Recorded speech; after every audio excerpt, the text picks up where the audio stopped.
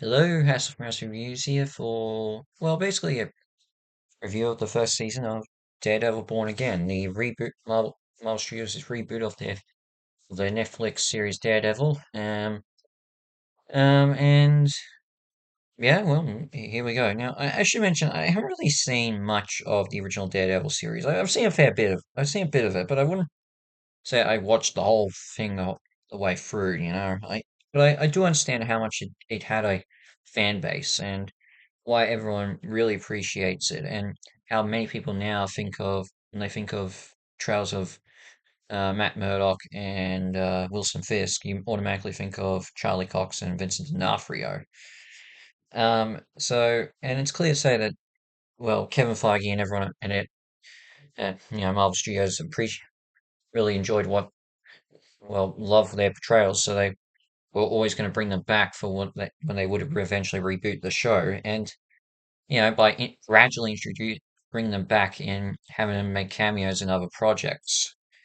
Even though those majority of those projects haven't really been that good. I mean, outside of No Way Home, none of the other, pretty much No Way Home's the only film that they had them either one either Daredevil or Kingpin in it. Every Pretty much every other show. Okay, actually, screw that. Every Spider-Man project that had Daredevil in it was good. The other stuff, like She-Hulk, Hawkeye, well, Hawkeye wasn't too bad. I will give that. Hawkeye was pretty good with how they introduced Kingpin, brought Kingpin back. But yeah, She-Hulk and Echo were very bland, very, very bland. Um, Even though, as I said, both Cox and D'Onofrio did a really good job returning to their characters.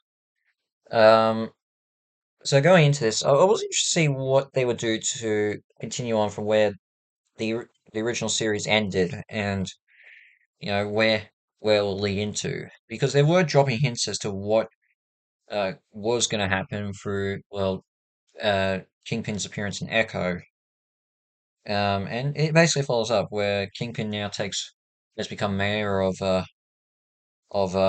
New York City, and and despite Matt Murdock not really trusting him, he still is trying to move on from being Daredevil he's trying to move on with his own life, and as he's retired from Daredevil after a personal tragedy.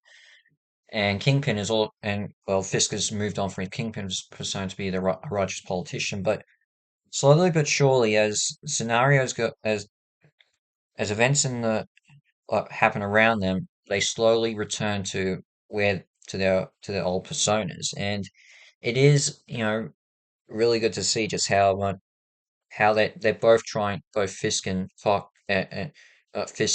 Murdoch are trying to move on from their old lives, but slowly but surely their environment sort of brings them back to it, and sort of and every situation they find themselves in, they start to question the people around them and whether or not you know they're trustworthy or not. In fact, even then, for the most outside of of episode one, there's no real conversation between Murdoch and Fisk. But I kind of actually like that. The only other time they show up in the same scene is in episode eight, when Murdoch realizes something that someone close to Fisk did to him the night he of that personal tragedy. And yeah, that's very good. As I said, Charlie Cox, Vincent D'Onofrio, they can play their roles in their sleep. They are really well done. Any scene with them, there's so much just you feel the tension in the air with every moment, and the struggles they go through really do feel right. Obviously, the main thing is to keep in mind is Wilson Fisk's declaration that all vigilantes are banned, and by the end of it, he's fully enacted his promise and has basically outlawed them, and it's on a hunt, which obviously puts Murdoch at risk when he does eventually return to being Daredevil, and obviously others as well, like Punisher's in this. You see one of the characters from Hawkeye, we see him return, and we find out he's a vigilante, which, if you know, is in the comics, because this character was Hawkeye's Clint Barnes' mentor in the comics, so that checks out. And other things, other people, other a reference to, like, they do.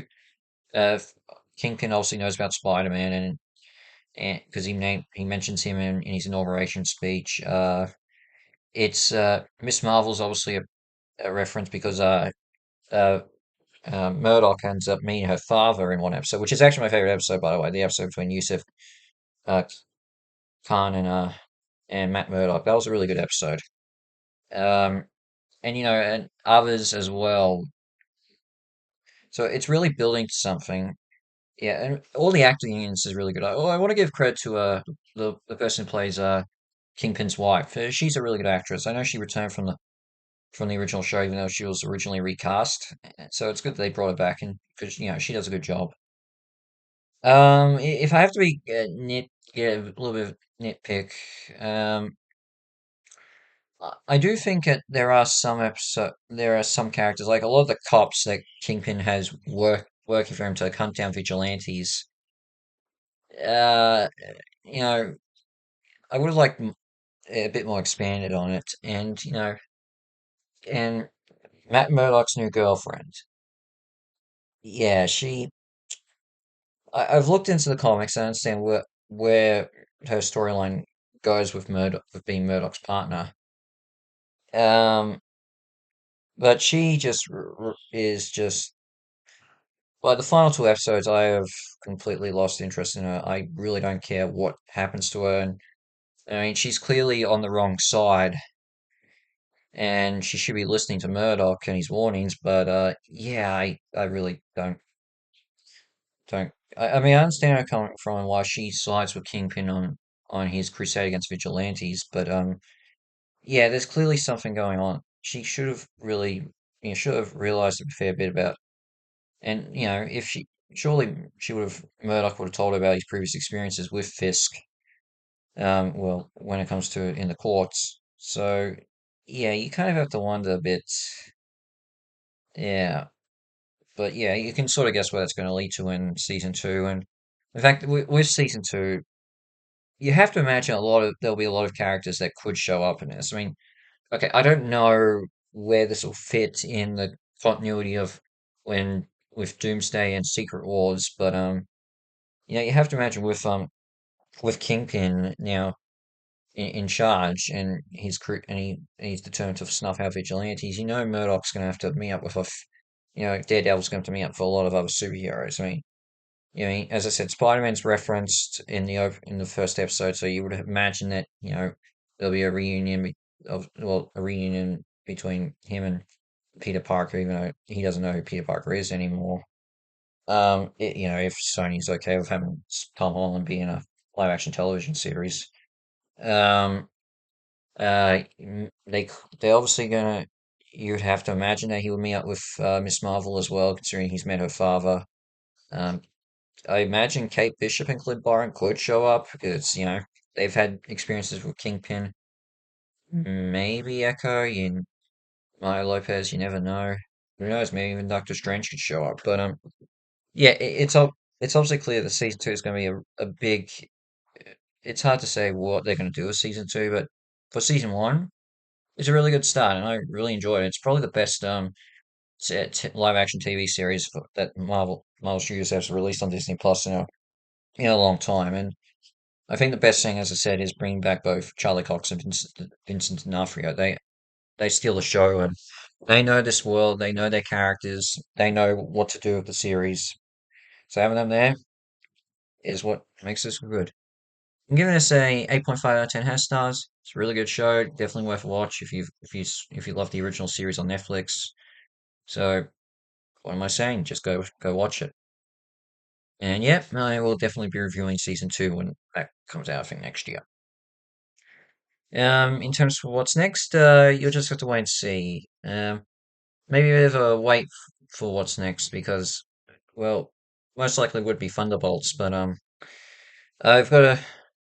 We'll actually be going away actually shortly after I review it, so yeah, I probably won't get to it until I've got back and unpacked from my little holiday. But that'll be in the future. But in the meantime, House of Press Reviews is out, and I shall see you for my next review. Ciao.